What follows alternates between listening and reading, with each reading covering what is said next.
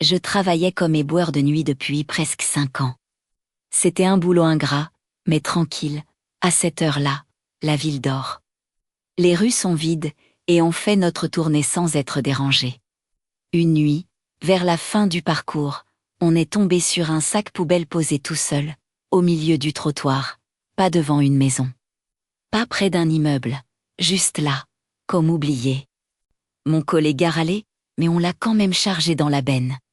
Au moment où le sac est tombé, on a entendu un bruit sourd, pas le bruit normal des déchets, plutôt, comme si quelque chose avait frappé de l'intérieur. On s'est regardé sans rien dire. La tournée a continué, mais tout le long du trajet, on entendait des coups, faibles, réguliers. Toujours depuis l'arrière du camion, comme si quelque chose cognait contre la paroi métallique.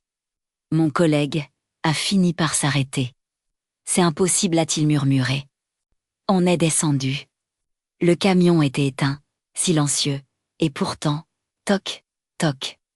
Les coups venaient clairement de l'intérieur de la benne. Quand il a actionné le levier pour l'ouvrir, le bruit s'est arrêté net.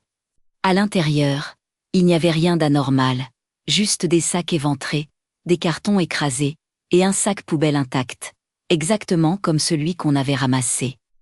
Sauf qu'il était maintenant posé debout.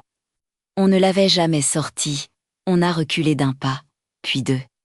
Le sac s'est affaissé lentement, comme si quelque chose à l'intérieur venait de s'asseoir.